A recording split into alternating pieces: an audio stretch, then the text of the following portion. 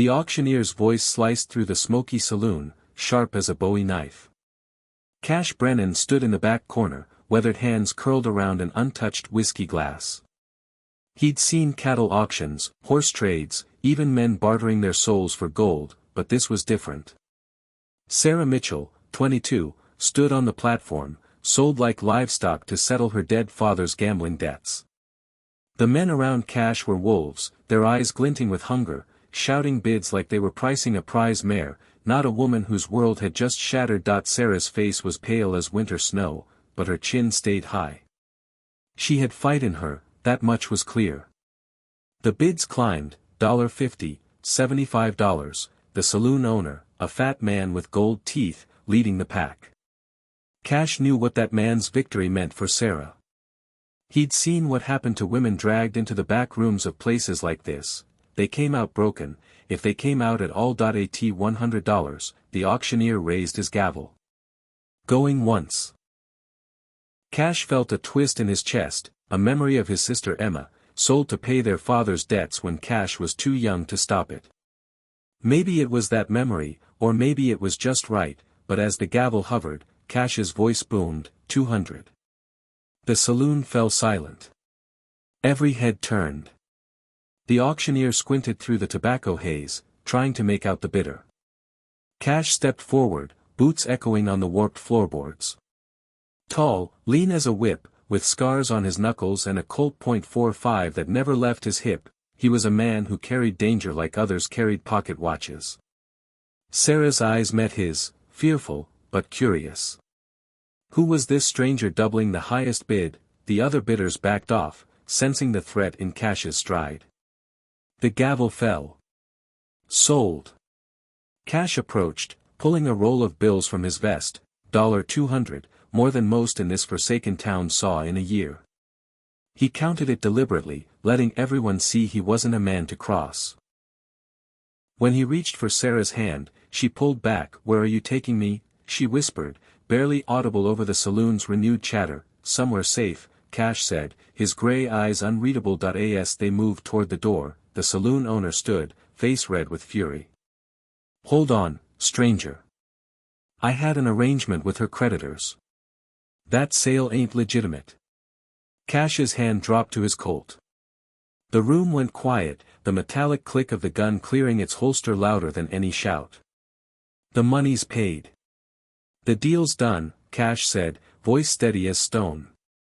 "Anyone who says different can discuss it outside." No one moved.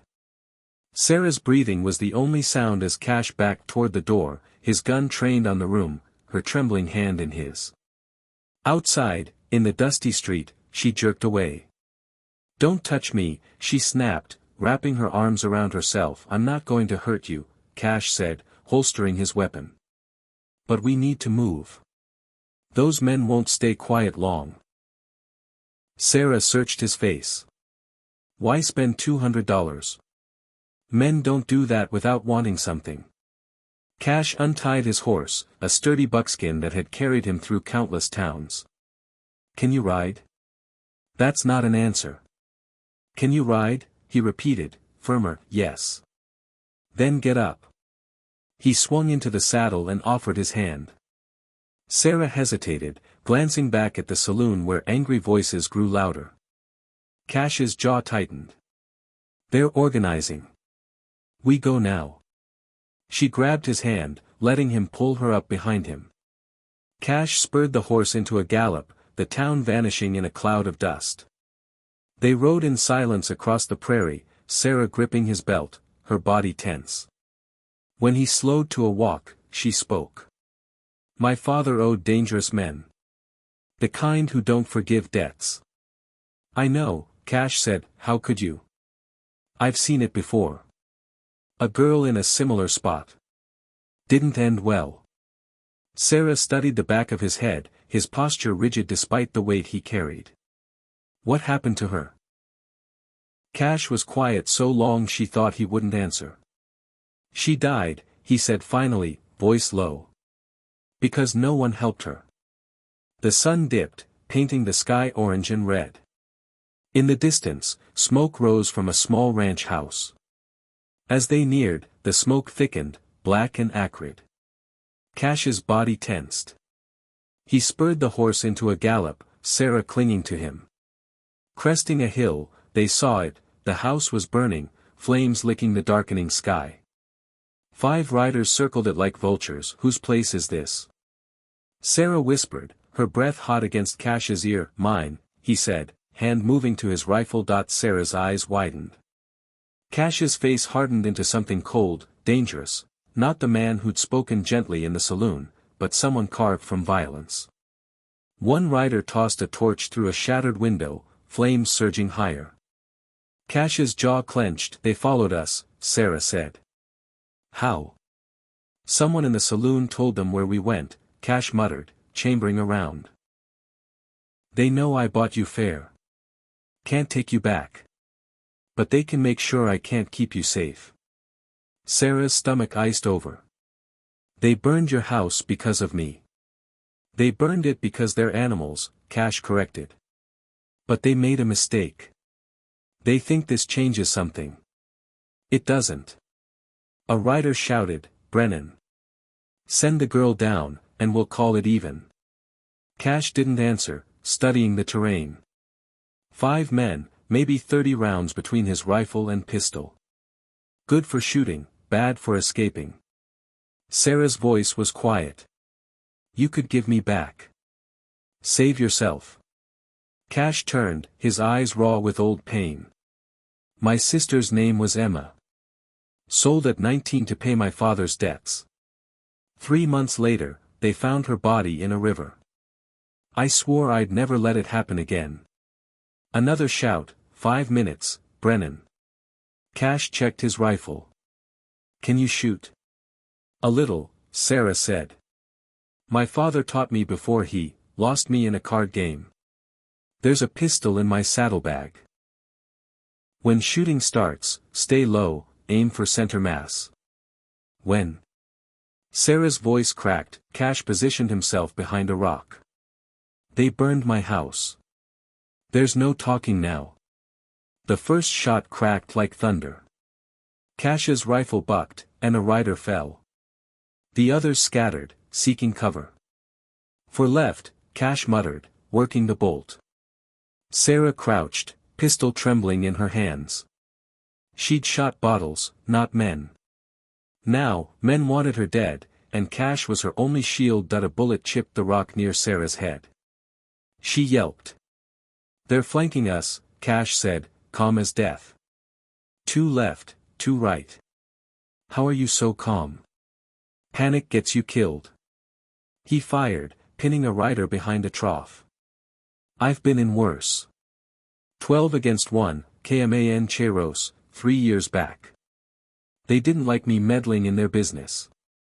What business? Same as these men. Taking what isn't theirs. A rider charged. Cash's shot dropped him mid-gallop. 3 left. But hoofbeats sounded behind them. Sarah spun. 2 more riders crested the hill. Cash. He cursed. 7 total. They brought friends. Bullets whined off the rocks, pinning them between 2 groups. The horse, Cash said. Can you get to it? Sarah glanced at the buckskin, 20 yards away. It's too far. I'll cover you. Run, don't look back. What about you? I'll be behind you. Sarah heard the lie. No. We go together or not at all. Cash glanced at her, surprised by her steel. My father didn't raise a coward. A rider shouted, last chance, Brennan. Cash called back, how about you all go to hell? His rifle roared, Sarah's pistol answered, and the night erupted in gunfire. But new hoofbeats cut through the chaos, fast, approaching. Sarah's heart sank, expecting more enemies. Then Cash laughed, a raw, relieved sound. Well, I'll be damned. The cavalry. 3 riders charged over the hill, tin stars gleaming on their vests. Sheriff Daniels, Cash called, relief in his voice. About time. The lawmen caught the attackers off guard. 2 surrendered, the others tried to flee but were rounded up in minutes. Sheriff Daniels rode up, a weathered man with kind eyes. "Got your telegram, Cash. Figured you'd need help." Sarah frowned. "Telegram?" Cash shifted, uncomfortable. "Sent word ahead. Asked the sheriff to watch for trouble." "How'd you know there'd be trouble?" Sarah asked. Daniels studied her. "Miss, this is Cash Brennan, best tracker in 3 states. Ex-Pinkerton. He's been hunting the men who killed his sister for 5 years." Sarah's eyes widened. "Emma?" Cash nodded. "Same men holding your father's debt. Selling girls across the territory." Daniels pulled a satchel from his saddlebag. "Found records on these men. Names, dates, locations. Enough to shut their operation down." Sarah exhaled, a weight lifting. "It's over." "For you, yes," Daniels said. "They won't bother anyone for a long time." Cash stared at his burning house, unreadable. A prisoner shouted, "You think this is over, Brennan? You killed the wrong man." "We didn't touch your sister. That was someone closer to home." Cash's fists clenched. "What's that mean?" "Someone's been feeding us your movements." "How'd we know where you'd be tonight? Who you bought?" Daniels stepped forward. "Save it for the judge." But the prisoner grinned. "Ask about Judge Brennan." Cash's face drained of color. "Sheriff?" Daniels hesitated, removing his hat. "Your father came to me 6 months ago. Bad investments, owed dangerous men. Offered to trade your movements for debt forgiveness. I refused, but I think he found someone who didn't. Emma died because of him." Cash's voice was barely audible. "We don't know that," Daniels said. "This scum's trying to hurt you." The prisoner laughed. "Check Judge Brennan's bank records. 3,000 last month." Cash holstered his gun and walked away, staring at the horizon. Sarah followed. "I'm sorry," she said. "For what? You didn't do this." "Neither did you. Your father's sins aren't yours." Cash was silent. 5 years, I killed men for Emma's justice. Turns out, I was cleaning my father's mess." "Maybe you were saving girls like me," Sarah said. "Does the reason change the result?" Cash met her eyes. "Doesn't change what I am." "No. But it doesn't limit what you can become." Daniels approached, leading the prisoners. "There's a ranch for sale, 30 miles north. Good land, fair price. A man could build a life there." Sarah held her breath. Cash looked at her. "Depends. On what? If I'd be working it alone." Sarah's heart caught. In the chaos, she hadn't dared hope. Now, he offered a choice. "I don't know ranching," she said. "I can teach you. I come with problems. Men might still want my father's debts. I can handle them." "And your father?" Cash paused. "I don't know. But Emma always said the best revenge against those who destroy you is to build something beautiful despite them." Daniels cleared his throat. "Cash, we're heading to town. Paperwork, prisoners." "I won't be back for a while," Cash said. "The ranch." Sarah smiled. "Equal partners?" "Equal partners." He took her hand gently, brushing it with his lips.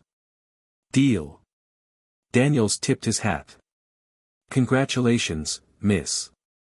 "He's stubborn, ornery, but good." As the sheriff rode off, Cash and Sarah stood by the smoldering ruins.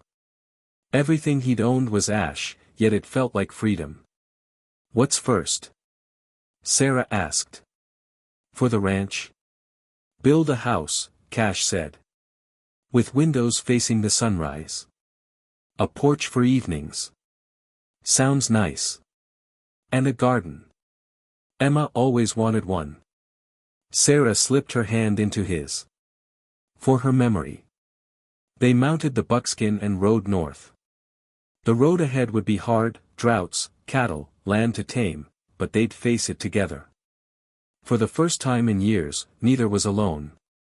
Sometimes, that's enough to start.